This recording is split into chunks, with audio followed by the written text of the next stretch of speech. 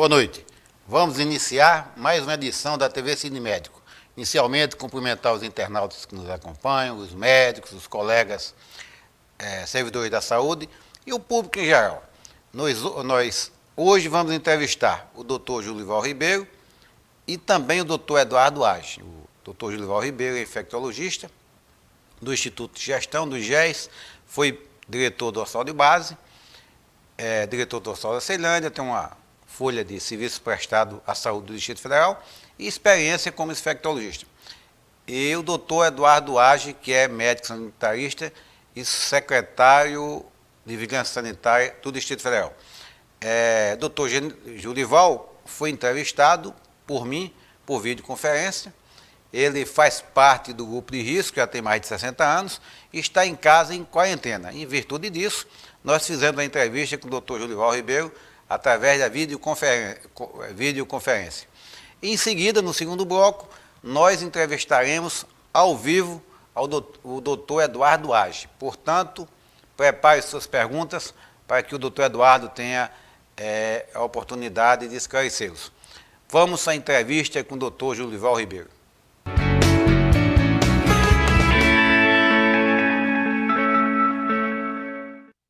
Estamos iniciando o segundo bloco da TV Cine Médico. Vamos entrevistar agora o doutor Julival Ribeiro, infectologista. Doutor Julival, tudo bem? Muito obrigado por participar mais uma vez no nosso programa. Doutor Julival, nós estamos em plena crise da pandemia, com o cenário muito tumultuado, muitas informações, e gostaríamos de alguns esclarecimentos. A previsão do Ministério da Saúde, no fim de março, era que o sistema de saúde do país pudesse entrar em colapso no final de abril, por conta do novo coronavírus. Vamos chegar a essa situação? Veja bem, o que nós vimos em outros países, não é realmente que chegou a um colapso. Não é? A gente está vendo os Estados Unidos, está vendo a própria Itália, a própria Espanha. Eu acho que a coisa fundamental para a gente evitar esse colapso, tá certo, do sistema de saúde, é as medidas que estão se aplicando aqui agora, que eu sou totalmente favorável, é do isolamento social. Esse isolamento é muito importante, porque você evita, né, que chegue um pico de uma vez só e você tenha um grande problema em resposta do sistema de saúde. Por isso eu continuo defendendo o isolamento social como tem se aplicado até agora. A gente observa, por exemplo, os Estados Unidos, né, está se pedindo, a maior autoridade do mundo em infectologia, pedindo que as pessoas permaneçam em isolamento social, sobretudo para evitar esse pico. Eu acho que a hora do Brasil, infelizmente, vai chegar, por isso que é muito importante a gente ter, não é, esse isolamento social que vem acontecendo, para a gente amortecendo esse número de casos, ou seja, que é quando o pico chega. Eu volto a repetir, a afirmar a questão da poluição nas informações que estão ocorrendo nas mídias sociais, nos meios de comunicações. Nós estamos lendo o jornal Correio Brasiliense de hoje e tem manchetes mostrando que alguns países estão planejando já a volta à rotina normal. Não é o nosso caso então, doutor Julival? Não, não é o nosso caso. Vou dar um exemplo, que é o maior exemplo no mundo, é a Alemanha. Por que a Alemanha está com menos de 1% de mortalidade? Primeiro, a Alemanha testou todas as pessoas, né, para ver se tinham coronavírus. Segundo lugar, a Alemanha tem o maior, vamos dizer assim, número de leitos de UTI, número de leitos para a sociedade. Terceiro lugar, além de testar, qual foi a grande vantagem da Alemanha? Se eu dava positivo, ela ia atrás do meu contato, do contato e colocava esse pessoal em isolamento. Além do que, é outra coisa acreditada da Alemanha, é que você tem uma informação única, um grupo único que determina o que vai fazer. Infelizmente, aqui no Brasil, está faltando uma coordenação única, porque todos dão pitacos, quer sociedades, quer o governo, e deixa até nós, profissionais de saúde, atônitos com tantas informações. Eu nunca vi tantas pessoas que não são médicos até está falando em tratamento. É uma coisa absurda o que vem acontecendo aqui no Brasil. Infelizmente, minha sugestão é como foi feito em Singapura, Taiwan, tá certo? Na Alemanha e outros países que só tem um grupo de comando que fala no país e ponto. Perfeito. Mais uma vez, é a questão da poluição das informações. Nós temos a corrente do Ministério da Saúde que defende o isolamento horizontal. E colegas nossos médicos, como o doutor Maté, que defende o isolamento vertical. Então, na realidade, o senhor defende o isolamento horizontal. Todo mundo em casa. Nada de isolar só os grupos de risco. Não é isso? Claro, defendo isso sim. Eu quero saber quem inventou essa história de isolamento vertical. Pelo menos procurei na literatura e nunca vi nada sobre isso. Claro que há uma discussão no mundo inteiro sobre o isolamento horizontal, mas você vê que os países deram certo. Tem a China, tem a Alemanha que fez, a Itália, veja que a Itália mesmo fazendo esse isolamento foi acontecendo. Eu acho que a melhor maneira nesse momento para o país é o isolamento horizontal. Fique em casa. E eu quero perguntar aqui, quantos exames de testes foram feitos para saber quanto da população já está imune, vamos dizer assim, com o teste IgG e IgM, como isso que a gente não tem no Brasil. Então, quantos milhares de testes foram feitos para saber se você já teve a doença, se você já está imunizado?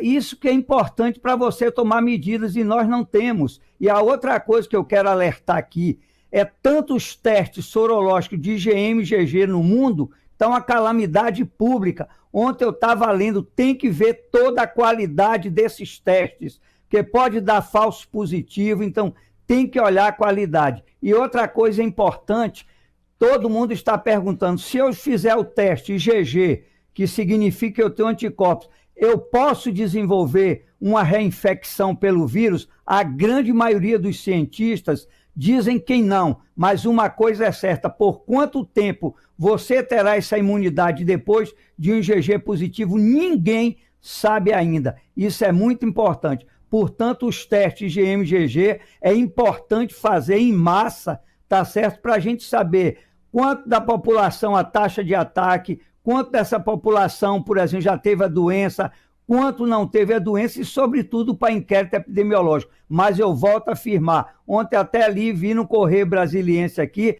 falando dos testes que o Distrito Federal recebeu. Portanto, milhares de empresas fazendo o teste. Tem que olhar a qualidade desses testes, que ele também pode dar falso negativo. Aí outra coisa importante, é só através do PCR, esse exame de biologia molecular, é que nós sabemos se realmente temos o vírus, coronavírus ou não.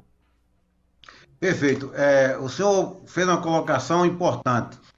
Essa ânsia de produzir testes, de produzir exames para constatar a doença, é sem o devido tempo de pesquisa para saber se realmente são efetivas ou se esses testes, esses exames para detectar a doença, não são aí falíveis, né? Não. O que nos preocupa aqui no Distrito Federal é que está havendo uma volta das pessoas às ruas, notadamente na Asa Sul, em Águas Claras, vimos também no centro da Ceilândia. Mais uma vez, o senhor reafirma a importância de não relaxar o isolamento, né? Não, o correto é não relaxar o isolamento. Eu acho que o Distrito Federal tomou uma posição muito correta quando começou a fechar as escolas, tá certo? Eu acho que tem que manter o fique em casa. Por que isso? Primeiro lugar, hoje já há estudos conclusivos mostrando que pacientes assintomáticos ou paciente pré-sintomático, ou seja, antes de desenvolver os sintomas, ele já está transmitindo o coronavírus. Esse que é o grande problema dessa doença agora. É tanto que o CDC nos Estados Unidos recomendou para a população que estritamente necessário faz sair para uma padaria, um mercado, uma farmácia, usar máscara de pano, que está recomendando. Essa madrugada eu acabei de ler não é, um artigo que saiu lá do pessoal da saúde ligado à Casa Branca fazendo as mesmas recomendações que nós estamos falando aqui. É isolamento social, tá certo? E usar máscara, porque há transmissão na comunidade e pacientes assintomáticos e, sobretudo, dos pacientes pré-sintomáticos que já começam a transmitir o vírus até ter os sinais. Além do que, uma coisa importante, o Brasil temos que ter, sobretudo, consciência em relação às pessoas que têm doenças crônicas, pneumopatas, cardiopatas, pessoas com diabetes, etc., e, sobretudo, os idosos. Porque se nós fizermos isso, o que é que vai acontecer? O jovem vai para a rua, todos vão para a rua, vão voltar, tá certo? Vão voltar para casa e infectar as pessoas de maior risco, a não ser que tenhamos testes sorológicos para dizer, olha, você realmente teve a doença, está imune, aí ok, mas eu acho um grande risco, nesse momento, sem teste nenhum, você abrir a guarda dizendo que todos podem ir para a rua. Doutor Jolival, o senhor defende então que a população em massa use máscaras? Defendo sim que a população use máscara, sobretudo, claro, quando vai sair para a rua por necessidade, e além do que, se nós considerarmos também que já tem a transmissão comunitária, considerarmos que pessoas assintomáticas e pré-sintomáticas estão transmitindo a doença, hoje eu defendo que dentro das unidades de saúde, todos os profissionais de saúde têm que usar uma máscara cirúrgica, que é excelente e previne. Somente a máscara N95 vamos deixar para os casos que realmente de pacientes que estão com Covid for confirmado, pessoas em terapia intensiva. Esse sim tem que ter toda uma paramentação completa e usar N95. E os outros profissionais de saúde que faz parte da população, tá certo? Esses têm que usar a máscara cirúrgica. Além do que também hoje no mundo se pregou que você tem que fazer esses testes IgM e IgG ou semanalmente, ou como definir a Secretaria de Saúde, fazer nos profissionais de saúde para a gente detectar se tem alguém que está aí com a doença ou mesmo já teve a doença. Doutor Jolival, como nós percebemos no decorrer aqui da nossa conversa, não se está fazendo testagem em massa por falta de material, de insumos. Portanto, a subnotificação é elevada. O que é que o senhor me diz da incidência de casos graves que precisam ir para a UTI com relação aos números, digamos que reais de infectados? Se há uma subnotificação, há uma enorme quantidade de pessoas que têm a doença, que são assintomáticos e estão contagiando sem saber. E, no entanto, nós temos hoje no Distrito Federal uma pequena quantidade de pessoas com quadros graves, inclusive precisando de cuidados de terapia intensiva, de UTI. Como é que o senhor analisa essa subnotificação, que em termos mostra que a quantidade de infectados é enorme e uma quantidade de pessoas que apresentam quadros graves?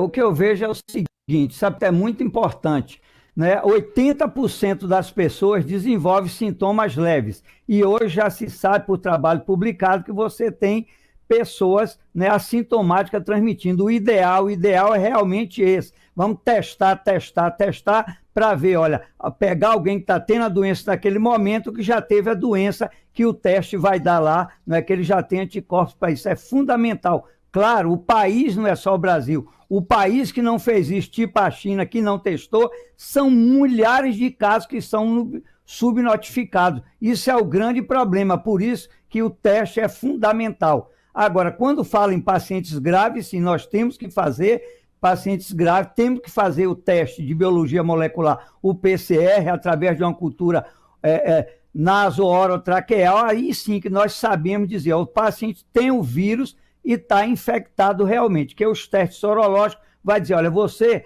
está com a doença ou você se curou dessa doença. E outra coisa importantíssima que nós temos que lembrar, esses testes que estão sendo feitos hoje, sobretudo o IgG, que diz que a gente tem anticorpos, lembrar que nós temos 4 coronavírus que acomete 30% da população mundial, sobretudo adultos, jovens e crianças, que pode também responder, por exemplo, com anticorpos, a gente ficar na dúvida, na realidade, se é do coronavírus agora ou do coronavírus humanos, que faz parte aí no mundo inteiro, infectando, sobretudo, jovens e crianças. Doutor Julival, o senhor recentemente, coisa de 2, 3 dias, publicou um artigo a respeito do uso de máscara de pano, né? Recomendando o uso de máscara de pano, massificando aí na população que não está tendo acesso à máscara cirúrgica, até por falta de material no mercado. É efetivo a sua utilização? Olha bem, eu sigo bem o Centro de Controle de Doenças dos Estados Unidos, leio muito, e o CDC recomenda tranquilamente você usar máscara. O ideal é você fazer uma máscara de algodão. Se você puder, né, colocar um TNT, que é o tecido não tecido, que tem uma gramatura acima de 50, mas se você não tiver isso, use uma máscara, até bandana o CDC está mandando usar. Ou seja, nós temos que proteger quem está indo por necessidade para a rua, usar uma máscara, porque a transmissão é por gotículas, tá certo? Por gotículas. Então, o CDC fez lá os estudos, recomenda hoje você usar máscara de pano, toda a população. Doutor Julival, antes de anunciarmos o próximo bloco e passarmos para as considerações finais, eu gostaria que o senhor abordasse 2 assuntos. Primeiro, a questão do uso da cloroquina, da hidroxicloroquina, do uso dos anticoagulantes e protocolos que está circulando aí até pelos meios digitais, por WhatsApp e tal. Qual a sua experiência? O que é que o senhor leu sobre isso? O que é que o senhor observou sobre o uso e a recomendação desses protocolos? Que está havendo uma verdadeira histeria para que se use o protocolo da cloroquina, o anticoagulante, depoimentos de pessoas que teriam tido curas rápidas com o uso dessa medicação. Olha, eu gostaria, primeiro, 2 coisas, afirmar o que eu acabei de ler essa madrugada. Primeiro, não existe nenhum tratamento, ensaios clínicos randomizados ainda no mundo para dizer se realmente responde ou não à cura do coronavírus. Segundo lugar, da cloroquina, que saíram do trabalho, 2 trabalhos que saíram, um na China não tem evidência nenhuma e o outro da França cheio de furos, cheios de falta de resposta. Ou seja, nesse momento não tem nenhum estudo no mundo ainda dizendo qual é o tratamento eficaz para tratar o coronavírus. É triste que a gente está se vendo, eu nunca vi tanto tipo de tratamento. É como o colega nosso brasileiro que está testando o Remdesivir, que para mim essa é a droga que tem tudo para dar certo, porque já foi testada no SARS, no MERS, quando a gente teve os surtos anteriores, porque primeiro foi feito estudos a nível microbiológico, em placa e laboratório, inibiu esse vírus, foi feito um estudo em modelo animal, que realmente conseguiram, vamos dizer assim, com o vírus, fazer que tivesse pneumonia o animal e ele se recuperou. Então esse estudo tem tudo para dar certo. Em primeiro lugar, é um estudo sério, é um estudo que está se fazendo clínico, sério, randomizado, controlado. Isso sim que vai nos balizar, sim ou não. Mas o que está ocorrendo aí é uma dança, vamos dizer assim, de medicamentos sem estudo nenhum. Inclusive a cloroquina não tem nenhuma evidência. As pessoas têm que tomar cuidado, já estão se falando em usar cloroquina aqui profilático. A cloroquina tem todo vamos dizer assim, os efeitos colaterais. Então nós temos que aguardar. Então até agora não tem nem vacina, nem nenhum tratamento digno que está lá aprovado cientificamente para usar no tratamento do coronavírus. Tudo que está se fazendo eu acho, eu sei. O que eu peço aqui é que tem que ter alguma autoridade sanitária definir um protocolo urgente, um protocolo sério, um estudo clínico sério. Para quê? É como disse o colega dos Estados Unidos, até para o futuro a gente saber, olha, essa droga serve, essa droga não serve. Isso é muito importante para a humanidade. E não está usando de qualquer maneira. Eu acho totalmente incorreto o que está acontecendo. Perfeito, doutor Judival. Percebemos então que não existe nenhum tratamento ainda legitimado pela comunidade científica. Na realidade, o senhor acha que está tendo um abuso da chamada prova terapêutica? Vamos fazer uma prova terapêutica para ver se dá certo? Ou isso Acho que... é necessário no momento de guerra? Olha, a prova terapêutica. Você pode tentar a prova terapêutica. A gente está num momento de guerra, só que tem que ter todo um princípio científico e ético para ser feito. Tá certo? Se a gente vai testar uma droga, tem que fazer estudo, tem que fazer protocolos clínicos bem desenhados, controlados, para a gente ter resposta. Isso é importante. Importante porque, segundo os estudiosos, ninguém sabe se nós vamos ter uma segunda onda, se essa doença causada pelo coronavírus não vai ficar sazonal. Quer dizer, se ela vai mutar igual gripe, quando ano ter vacina, são muitas perguntas e respostas. Então está no momento de se aplicar os protocolos clínicos corretos, como manda a ciência, até para a gente saber o que é que nós vamos usar no futuro. Isso é a grande pergunta. Enquanto isso, eu acho que está saindo coisas que cada pessoa faz uma coisa, acha que curou dali, publica dali, sai dali. É horrível o que está acontecendo. Né? Tem um artigo do Dr. Kalil, que é de Nebraska, colega nosso, que vale a pena todo mundo procurar ler, porque ele é quem está fazendo o controle desse antiviral Remdesivir, e o que é que ele pede lá para a comunidade científica ter paciência e fazer protocolos adequados, protocolos éticos, baseado na ciência, para a gente dizer à humanidade o futuro, isso serve, se não serve. Doutor Judival, para encerrarmos a nossa entrevista de hoje e passarmos para a consideração final, eu vou citar aqui uma frase da pesquisadora Lígia Bahia, da Universidade Federal do Rio de Janeiro. Ela diz que o isolamento vertical é uma invenção política. O senhor concorda com ela? Completamente concordo com ela, completamente. Temos que ficar em casa, ficar em casa. Parabéns, doutora Lígia. Não a conheço pessoalmente, mas sei da sua capacidade técnica para afirmar isso. Doutor Judival, para as suas considerações finais.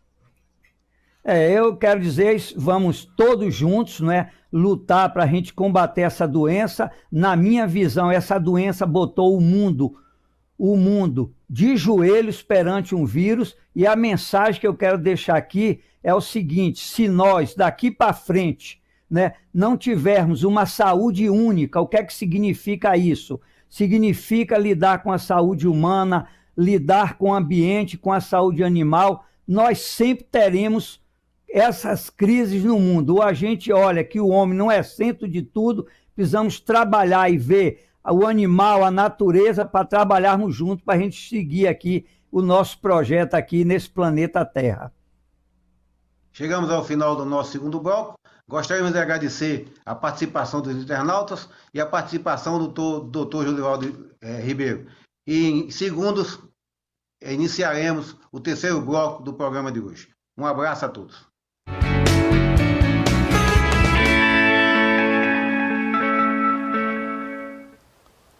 Vamos começar o segundo bloco do nosso programa, entrevistando hoje, novamente, o Dr. Eduardo Age, médico sanitarista, subsecretário de Vigilância Sanitária da Secretaria de Saúde do Distrito Federal.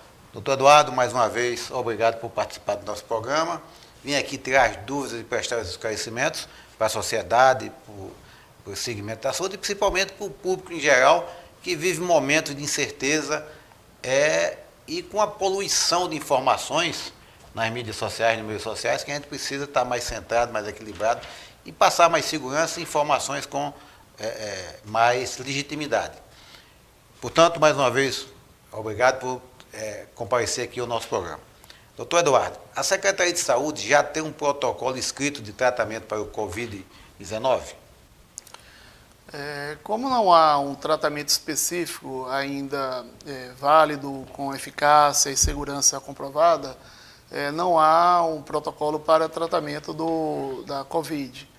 Há, sim, algumas orientações para o manejo clínico dos pacientes, né, que é muito mais manejo especialmente naqueles casos graves, de suporte, bem como as orientações para o manejo de casos leves, né, com as orientações adequadas em termos de isolamento domiciliar, nos casos leves, e os cuidados que devem ser tomados para evitar a disseminação no seu ambiente familiar ou mesmo na comunidade.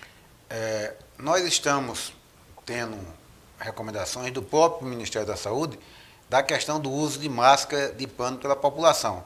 Nós ouvimos no bloco anterior considerações do doutor Julival a respeito. Eu gostaria de ouvir sua opinião também sobre isso, sobre a questão do uso da máscara de pano, da eficácia, da proteção e até, doutor Eduardo, da preparação, porque o que é que a gente ouve e vê? São vídeos mandando preparar, faz dessa forma, faz daquela forma. Qual a forma correta e qual o material correto para se preparar uma máscara de pano para uso comum entre a população? É qualquer retalho de pano? Tem um mínimo de cuidado? Como é que é isso, doutor Eduardo? Eu acho que esse é um esclarecimento importante a ser dado à população, até porque essa recomendação está sendo dirigida para a população e não para profissionais de saúde. O que nós observamos é que não está havendo uma parametrização de que tipo de material e como deve ser a preparação dessas máscaras. De uma forma muito geral, deve ser baseado em um tipo de tecido, chamado tecido não tecido, mas tem que ter 2 camadas, tem que ter uma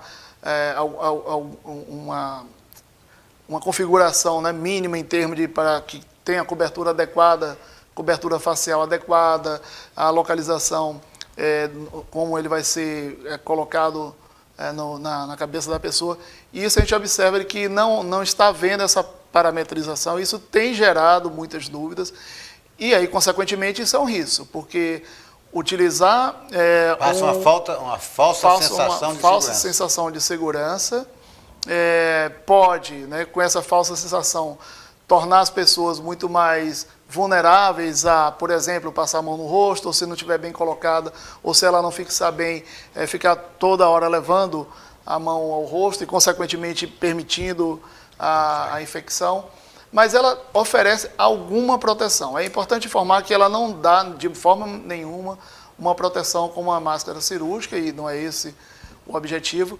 E a proteção que ela confere é muito mais para a pessoa que usa, e não a pessoa que está usando. Se ela tiver algum quadro respiratório, tiver com alguma secreção, quase que ela não tem nenhuma proteção para outras pessoas com quem ela venha a ter contato. Então, precisa ser muito bem esclarecido que parâmetros é esses, qual é efetivamente a utilidade, para não causar essa falsa sensação de segurança.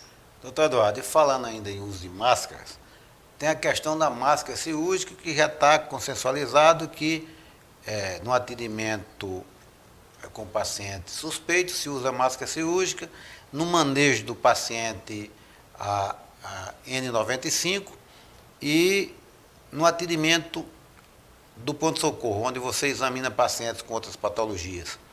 O médico deve usar sempre a máscara cirúrgica. E outra questão também, o ambiente hospitalar, nós temos os profissionais de saúde e os profissionais da área administrativa que dão suporte à execução das questões técnicas do atendimento médico. É importante também, não só o médico assistente usar a máscara cirúrgica no atendimento de qualquer patologia, e também o servidor administrativo que circula no hospital, porque uma preocupação que nós temos também é que o ambiente hospitalar, ele não é um ambiente estéril, ele é potencialmente um ambiente contaminado em relação ao ambiente extra-hospitalar. Gostaria que o senhor comentasse essas colocações. Recentemente saiu uma nota técnica sobre o tema, né, pela Secretaria de Saúde, que dá alguns parâmetros, né, a serem seguidos em cada unidade, não só a unidade hospitalar, como também na atenção primária, né. De uma forma geral, recomenda-se o uso da máscara cirúrgica, não somente para os profissionais que estão atendendo pacientes suspeitos de Covid, ou seja, naquelas áreas que são dedicadas para o atendimento da Covid. Por quê? Por exemplo, a partir de agora, grande parte da atuação está sendo dada pela atenção primária da saúde.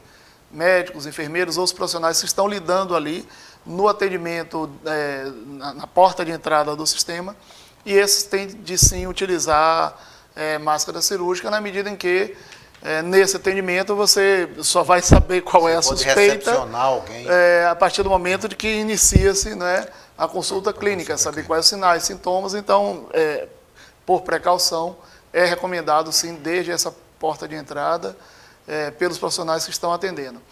Nas áreas administrativas, aí tem de ser verificado caso a caso, porque alguns profissionais eles não têm contato com pacientes, e aí as precauções são muito mais no sentido de asepsia, lavagem de mãos, disponibilidade de álcool gel em todo estabelecimento, mas naqueles que não têm contato com os pacientes não há necessidade.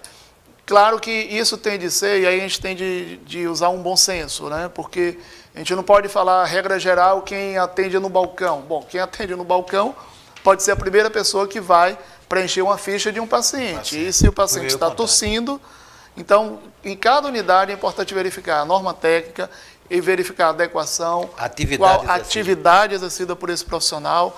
A gente tem algumas situações particulares que devem ser verificadas. Por exemplo, hoje mesmo estava numa conferência com a Câmara Técnica de Psiquiatria e estava levantando algumas questões que são muito particulares dessa categoria, né, de médicos, que, além de, embora não seja um atendimento de pacientes com a Covid, mas são potencialmente, são profissionais que têm contato com pacientes que potencialmente vão, muitas vezes, expelir secreções nesses profissionais. Então, por isso que tem de ser visto, assim, tem as regras gerais, mas tem de ser visto as situações particulares. Doutor Eduardo, vamos agora para uma questão que está deixando o pessoal preocupado e até curioso. Nesse momento, mais curioso do que preocupado, eu diria. Como se dará a saída da quarentena? Todo mundo de volta às ruas ao mesmo tempo, tudo aberto, ou existe algum escalonamento previsto? Essa saída da quarentena vai ser gradual, vai ser por regionais, por segmento, por atividade econômica? Como é que está se programando isso? Já tem algum desenho dessa saída da quarentena?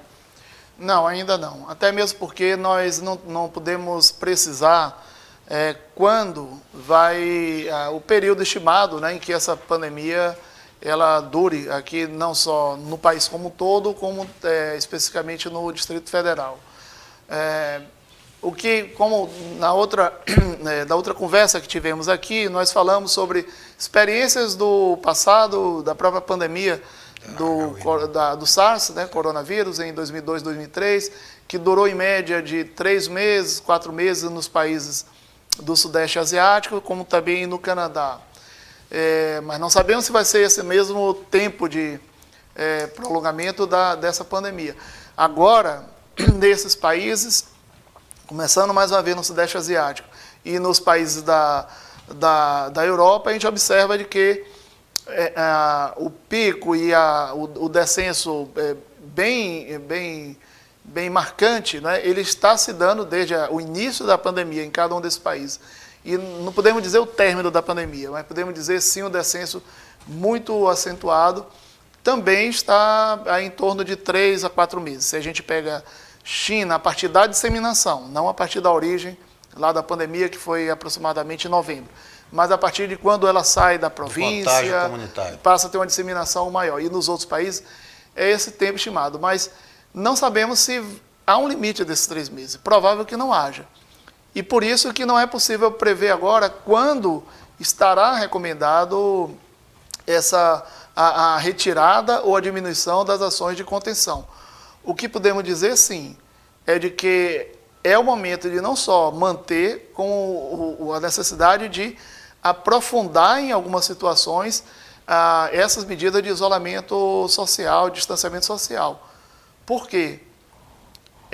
uma, se não a medida que tem tido uma boa resposta, uma boa efetividade em termos de reduzir a velocidade de crescimento.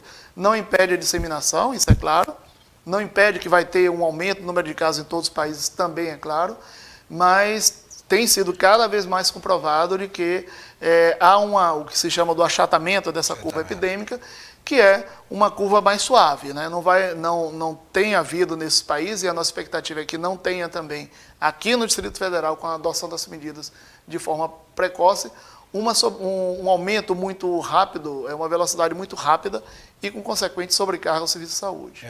É importante até a gente comentar alguma coisa, esclarecer a respeito do isolamento e da questão da curva. A questão dos princípios do isolamento é evitar uma demanda exagerada ao serviço de saúde que não tem condições de recebê-lo. Então, o isolamento permitiria que o adoecimento fosse num ritmo em que você prepara o sistema de saúde para receber os mais graves. Sim. Senão você teria um número de óbitos aumentados por desassistência. Exatamente. Dá tempo de ir preparando os hospitais, os respiradores, vagas em UTIs e tal. Então essa é uma das principais finalidades do isolamento. Sim. É bom deixar bem claro isso, porque a população às vezes não entende bem isso, o porquê do isolamento. O isolamento, uma das principais funções é permitir que o Estado brasileiro, que as unidades das federações, o município, ou o DF, Goiás e tal, tenham tempo de preparar o seu sistema de saúde para assistir os pacientes graves quando realmente eles adoecerem. Porque se adoecer todo mundo ao mesmo tempo, vai morrer gente aí sem assistência, né? E vai ser o que a gente está vendo aí em outros países. Sem contar os outros quadros, né?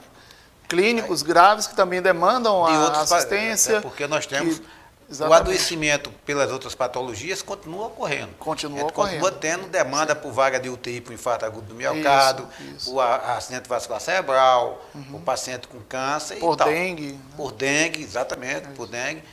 A própria H1N1. H1N1 então, que também... A população continua adoecendo. Sim. Então, nós temos uma sobrecarga com Covid. Então, daí um dos princípios do isolamento. Bem, nós comentávamos ainda há pouco, e o senhor comentou a experiência de outros países, a questão de quanto leva para se declarar uma pandemia ou uma epidemia encerrada. Nós começamos em março, abril, maio, vamos chegar até junho. Como é que se daria a declaração do encerramento da pandemia, da epidemia? Tem algumas previsões de que vá mais para além de junho, né? Mas, mais uma vez, normalmente as previsões que nós temos visto, inclusive algumas modelagens, algumas simulações, a quase totalidade dessas previsões, elas se baseiam em parâmetros observados em outros países, né? Que no Sudeste Asiático, países da Europa, onde a pandemia ocorreu. Que não necessariamente vai se repetir aqui no Brasil, exatamente porque, primeiro, além das características da própria população são diferentes da nossa, a questão de clima, ainda não está muito claro se o clima tem alguma ou não influência na velocidade de disseminação e, consequentemente, nessa rápida subida, né, para um pico da epidemia ou não, mas principalmente pelo momento e pela intensidade em que as medidas, especialmente de distanciamento social, foram adotadas.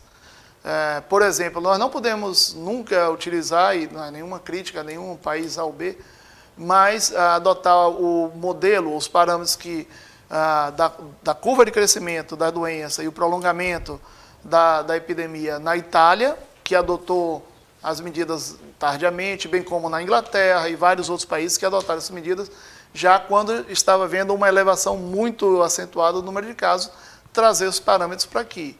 Mesmo a China, que adotou as medidas de distanciamento em um período mais precoce, mas a forma em que a pandemia acometeu a China, ela não acometeu o país, né, o país de mais de 2 bilhões de habitantes, de uma forma generalizada em todo o território. Ela se concentrou até, quando já estava decrescendo essa pandemia, mais de 50% dos casos ocorriam na mesma província. Então, são situações bem diferentes, que não é o que está sendo observado aqui. Portanto, não é possível aplicar esses parâmetros e dizer com certeza que nós vamos para além de junho, para julho, ou às vezes até cravam o mês de setembro. Eu, particularmente, né, como um epidemiologista, eu prefiro analisar, que é o que nós estamos fazendo dia após dia, ajustando, entendendo, não é de maneira nenhuma desconsiderando esses parâmetros, trazendo esses parâmetros para aqui, né, e aí tem várias iniciativas da UNB para aplicar esses parâmetros aqui, e aí sim construindo os nossos próprios estimativas com a evolução. O que é que a gente está observando no Brasil e aqui? Essas medidas elas estão tendo, nos estados onde estão sendo adotadas medidas de distanciamento, está tendo sim um efeito de diminuir a velocidade de crescimento. Se não fossem adotadas medidas da forma precoce como foi em muitos estados, a despeito do que o governo federal, né, não o Ministério, mas o governo federal propalava, diferente do governo federal, nos estados que adotaram as medidas precocemente, se observa de que essa subida está sendo mais lenta, dando capacidade para os serviços se organizarem melhor e ampliar a capacidade de atenção. Doutor Eduardo, essas perguntas estão chegando e eu vou passar uma pergunta aqui para o senhor a respeito da autonomia dos hospitais para estabelecer parâmetros próprios de uso de EPI ou todos são obrigados a seguir as normas técnicas da SES. O protocolo está sendo rígido ou existe alguma flexibilidade? Essa é a pergunta que foi feita. Na verdade, quem fez a pergunta quer saber se, pelo que eu estou percebendo aqui, se as superintendências, as direções de hospitais e tal, tem alguma flexibilidade para mexer num protocolo, nas recomendações do uso do EPI, ou aquelas recomendações são fechadas, são rígidas? As normas técnicas, elas têm um padrão mínimo que devem ser observados, né, e obedecidos. Agora, a aplicação em cada unidade tende a haver e há sim um grau de flexibilidade, como a gente deu exemplo aqui agora, dentro das categorias profissionais, o tipo de iniciação profissional, o tipo de atividade que a pessoa desenvolve. Isso tem de ser visto dentro de cada unidade, porque aí seria muito pouco aplicável, né, no nível da secretaria, ou mesmo envolvendo algumas pessoas até das regionais. Até para otimizar o uso do material que não tem... Exatamente. O que é fundamental e o que às vezes a gente observa, embora, como eu referi anteriormente, atualmente estou me dedicando mais na área de vigilância, mas tenho acompanhado muito a organização da rede de atenção. O que é importante é a gestão do recurso em cada unidade, né? Então, a partir desses parâmetros, como vamos fazer, cada gestor vai fazer isso junto aos seus profissionais. Perfeito. Isso que é importante. Então, está aí a explicação, tem uma flexibilidade de acordo com a característica de cada setor, de cada hospital. Existe algum acompanhamento ou estimativa de contaminação de servidores da saúde com a Covid, com o vírus? Atualmente, nós temos e aí quando eu digo nós, né, no Brasil, quando a pandemia, né, os primeiros casos que começaram a ocorrer no Brasil, foram desenvolvidos protocolos e formulários para notificação dos casos.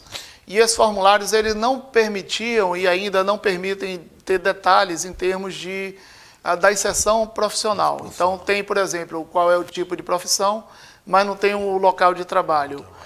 Então, a maioria dos casos, a maioria absoluta, eu posso dizer, porque eu tenho até verificado toda a planilha de casos, eu e a nossa equipe, não tem a localização do trabalho. Então, a gente, é um enfermeiro, mas a gente não sabe se é um enfermeiro que está na unidade assistencial. Nós vamos ter isso mais à frente quando tiver a possibilidade da testagem com teste rápido. Que aí, os testes rápidos, né, baseado em detecção de anticorpos, vai ser dirigido prioritariamente para profissionais de saúde. Então, ali vai ser feito na unidade onde os profissionais estão atuando.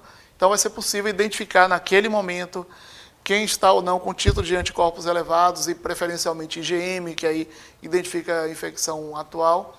Aí sim vai ser possível a gente ter uma melhor precisão disso, mas atualmente não é possível ter. Como está a questão da vacinação dos servidores da saúde contra o H1N1? Nós tivemos a vacinação dos idosos, vacinaria em seguida os servidores da saúde. Eu tive um dado que me passaram, que até 3 dias atrás, nós tínhamos 52% dos servidores da saúde vacinados. Como é que está Hoje estava em torno de mais de 60%. Mais de 60%? Mais de 60%. Lembrando que começou na semana passada, então essa semana e a próxima ainda é o período para vacinação desse grupo, né?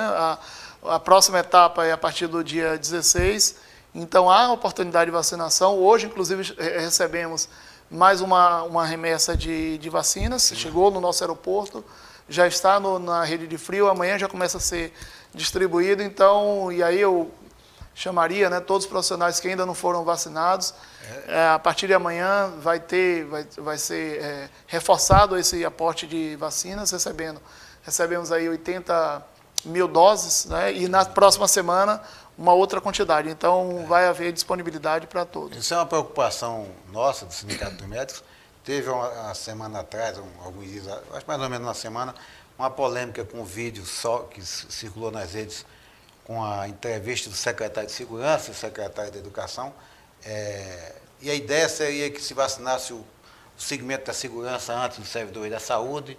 Eu até tentei, na época, falar com o secretário de Saúde e o secretário adjunto, até para questionar, porque em que pesa a importância da segurança, ser vacinada, como todos os segmentos dos servidores, mas o servidor da saúde é que é o prioritário, que está em mais contato, mais no embate. Então, a vacinação prioritária é do servidor da saúde, no primeiro plano, até porque é esse planejamento.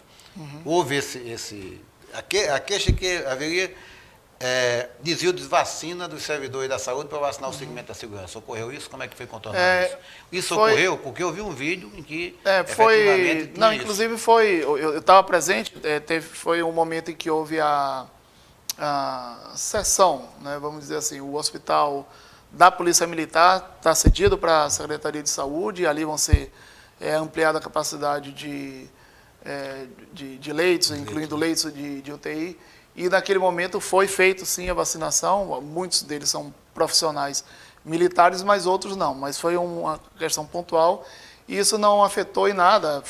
Por exemplo, a gente fez um remanejamento de uma área que estava abastecida, até hoje está abastecida, e isso não criou nenhuma dificuldade.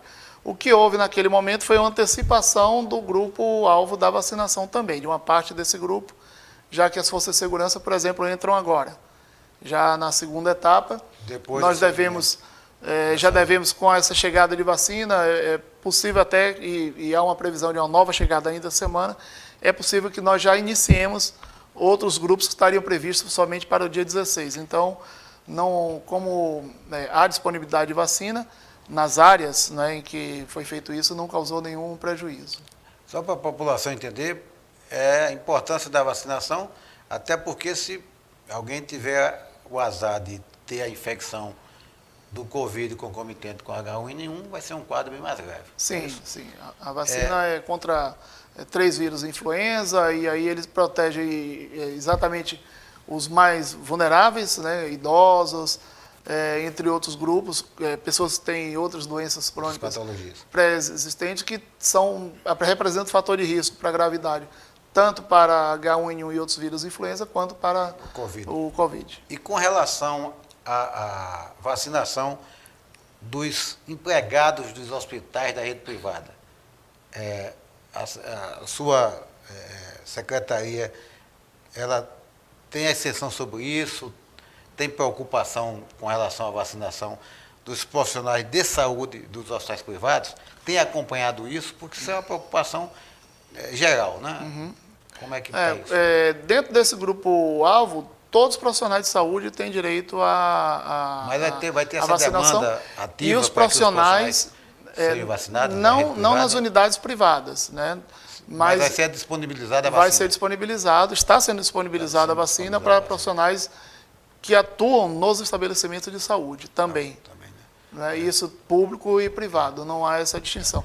Claro que alguns hospitais privados, inclusive, já se anteciparam, estão fornecendo dentro da própria vacinas, mas tem essa previsão de oferecer para todos os profissionais de saúde e que atuam nas instituições de saúde, porque entendemos, claro, que eles também estão sujeitos aos mesmos riscos. Com toda a população que trabalha na área. Isso. O que eu acho importante é a busca, uma política de busca ativa do servidor para vacina. Porque não esperar que o servidor vá se vacinar ir aos locais de trabalho e levar a vacinação. O que é que você acha disso? Ou está pensando nisso ou não?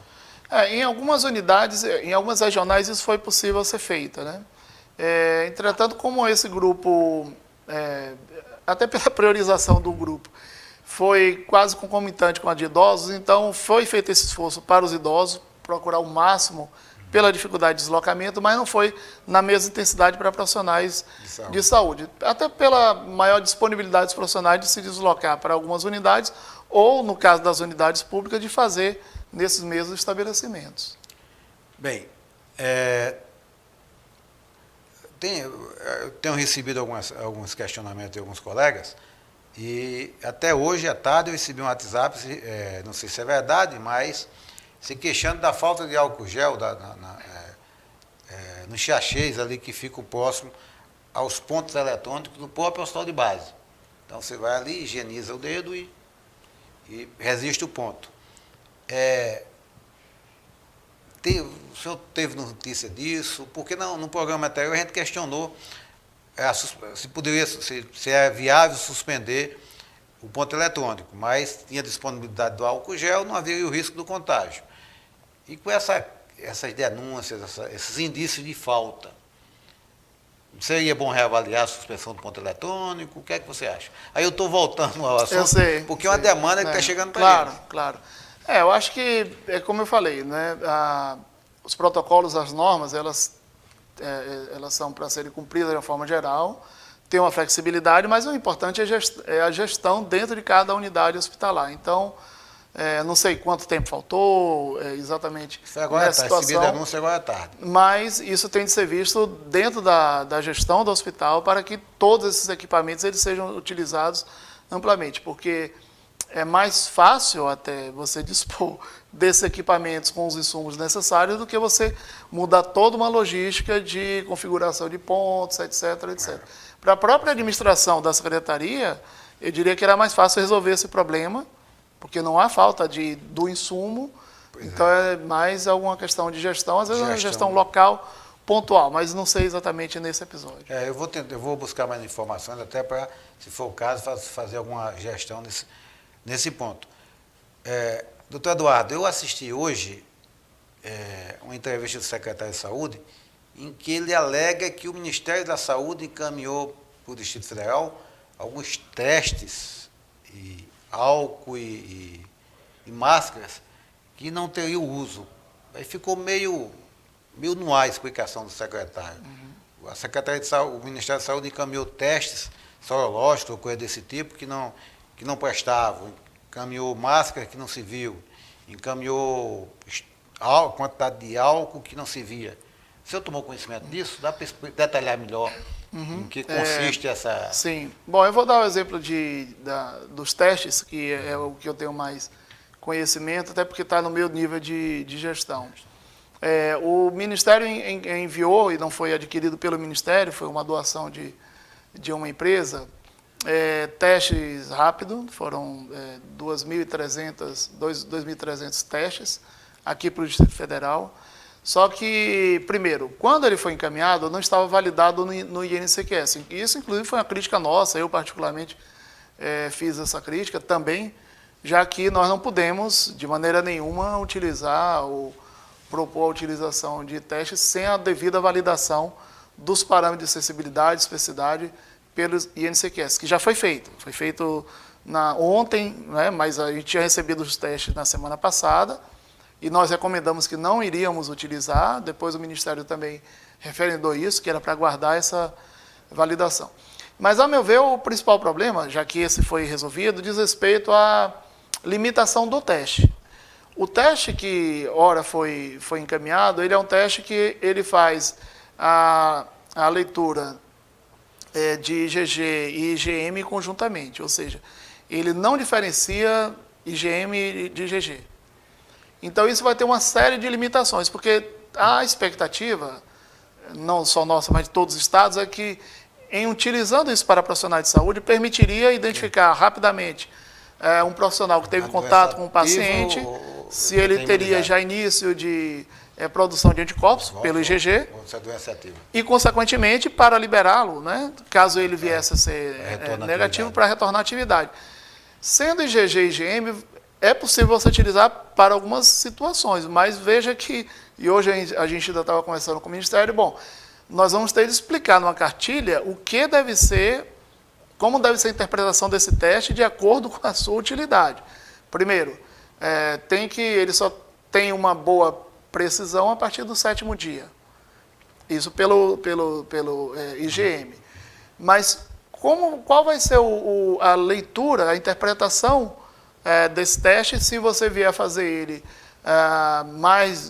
depois do 7º dia, 14º dia, se é uma infecção ativa ou não. Depende de quando você vier fazer. Então, tem uma série de questões que não é impossível, não é um teste que a gente vai deixar de usar de todo, mas a gente vai precisar de quase que um manual de autoajuda para dizer, olha, interprete dessa forma. Então, pense isso, se fosse em escala de milhares de testes, você manejar isso, e aí não seriam nós, secretaria, mas cada gestor de unidade de saúde ia ser muito complexo para essa gestão. E a questão do álcool e das máscaras? Eu não tive acesso ainda a esses insumos, né? Eu soube essa informação também recentemente, isso está em outro nível de gestão, perfeito, mas eu não tive informação sobre o tipo, as características desses insumos que foram recebidos. Perfeito. Doutor Eduardo, vamos voltar à questão das provas terapêuticas. O uso da conidina, da cloroquina, o uso do plasma, que são provas terapêuticas que estão sendo realizadas. Como é que o senhor encara isso? Como é que o senhor vê isso? A estrutura que se tem para usar, que momento usar, se deve aguardar a legitimação pela comunidade científica. Como é que o senhor vê isso? Porque está no desespero, né? Então, está no salve-se quem puder. Todo mundo, a polêmica agora que está rodando nos WhatsApps, nas mídias sociais, é se o Davi Wip usou ou não a hidrocloroquina, né? Tá o Dantena questionando, tá. Então, me fale sobre isso. Bom, eu acho que a gente tem de distinguir, primeiro, a fase que nós estamos na pandemia e também na produção do próprio conhecimento durante essa pandemia, e abordagem individual e abordagem coletiva, né? Há 2 semanas atrás, a gente tinha muito menos informações sobre o potencial terapêutico dessas drogas, né? Quase nenhuma. Haviam relatos bastante empíricos, etc. Hoje, não há, eu estava vendo agora a entrevista com o nosso colega Julival, e ele está certíssimo, não há ainda nenhuma evidência estabelecida sobre grau de eficácia e nível de segurança de nenhuma dessas drogas ou terapêuticas, incluindo plasmaterapia. E aí, cabe a gente fazer essa distinção que eu fiz. Para o uso individual, então, para o uso compassivo, como prova terapêutica, ou seja, no nível individual, isso vem sendo utilizado em algumas situações, e isso depende do quadro clínico, de como está sendo o manejo, que outras opções tem, e aí na falta de opções terapêuticas, muitas vezes ele é utilizado. Mas aí há um conhecimento prévio do profissional de que ele está fazendo um teste terapêutico, isso é muito claro. Não podemos transferir isso para o uso coletivo, de recomendar, e aí seria uma responsabilidade das autoridades sanitárias recomendar sem a devida evidência científica. O que a gente tem de avanço é de que as pesquisas elas estão avançando muito rapidamente, até pelo volume de pacientes que estão sendo detectados, acompanhados nos estabelecimentos no centro de pesquisa. Então é possível de que tenhamos aí um curto período de tempo já resultados promissores ou não, mas pelo menos resultados que confiram uma validade científica, sem esperar o que seria um estudo clínico de longo prazo em situações de rotina. Então, nós devemos ter em curto período evidências claras sobre o potencial terapêutico e o nível de segurança. E eu vou dar um exemplo da cloroquina, que é o que tem sido muito propalado sobre que poderia ser utilizado, inclusive há um debate se ele deveria ser utilizado não somente para casos graves, mas também para síndrome gripal. Mais uma vez, não há evidência concreta sobre a sua eficácia para casos graves. Se não há para casos graves, muito menos ainda para síndrome gripal. E devemos lembrar de que cloroquina, como qualquer outro medicamento, mas em especial cloroquina, tem efeitos adversos graves. A cloroquina pode provocar arritmias. Ou seja, recomendar, e nenhuma autoridade sanitária, nós temos visto fazendo isso, sanitária, claro, outros falam aí coisas, mas por falta de conhecimento, não podemos recomendar o uso de cloroquina nesse momento para síndrome gripal, porque isso implicaria de milhões de pessoas usando cloroquina, milhares de pessoas poderiam ter arritmia e algumas delas poderiam morrer pelas arritmias, né? Então, é uma questão muito séria que a gente tem de encarar do ponto de vista científico. Então, por isso que eu estou separando o uso individual nessas situações, como prova terapêutica, não tem o que fazer, especialmente para casos graves, é uma situação, mas o seu uso em larga escala não é recomendado. E os centros nacionais estão aí estudando, no Amazonas, a Fiocruz, algumas instituições em São Paulo, o Einstein, o Sírio-Libanês, a Faculdade de Medicina da USP. Então, vamos ter resultados proximamente. Tem uma polêmica aí pelo uso lá no Santa Major, o pessoal daquele plano de saúde, o Prevent, um plano de saúde regional em São Paulo,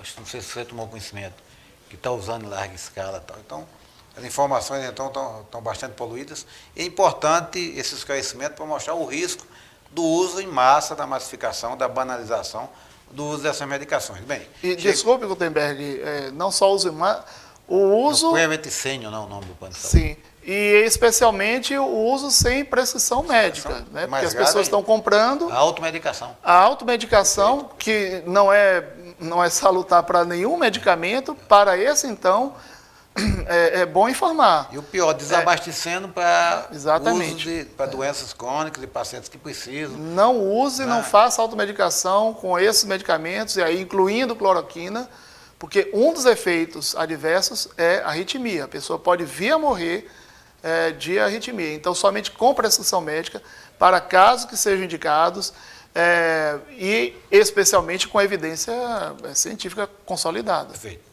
Bem, chegamos ao final do nosso programa e passamos para as suas considerações finais.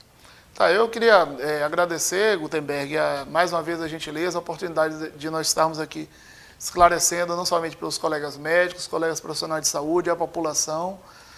Dizer que, no âmbito da Secretaria de Saúde, nós estamos fazendo, não somente os gestores, mas principalmente todos os profissionais de saúde, da Secretaria de Saúde, bem como de outras instituições públicas e privadas, estamos todos os dias buscando adotar as medidas os mais que tenham, né, um potencial de uns resultados mais promissores, tanto no sentido de evitar essa aceleração, esse crescimento muito acelerado na curva epidêmica, com consequente sobrecarga ao serviço de saúde e aí alguns potenciais efeitos danosos à saúde da população, como, por outro lado, buscando, por meio de evidências científicas, melhorar a abordagem hoje disponível para manejo clínico dos pacientes, para atenção não somente dos pacientes, como também outras medidas importantes, como aos familiares, né, medida de suporte aos familiares. Tem muita coisa ainda a ser oferecida. E aí eu poderia citar, por exemplo, apoio psicológico, algumas questões que precisam avançar ainda muito, não somente aqui no DF, mas em outras unidades, mas estamos todos os dias trabalhando para melhorar e oferecer o máximo possível uma qualidade de atendimento, evitar, consequentemente, de que tenha uma alta letalidade, que ocorram muitos casos graves e que venha a provocar um dano muito grave à saúde da população do Distrito Federal. Perfeito. Mais uma vez, muito obrigado, e se nós precisarmos de novos esclarecimentos, podem contar. Vamos lhe convidar novamente. Mais uma vez, muito obrigado, e agradecer aos internautas que nos acompanham e convidá-los para a próxima edição, na próxima terça-feira, para mais uma edição da TV Cine Médico. Obrigado a todos.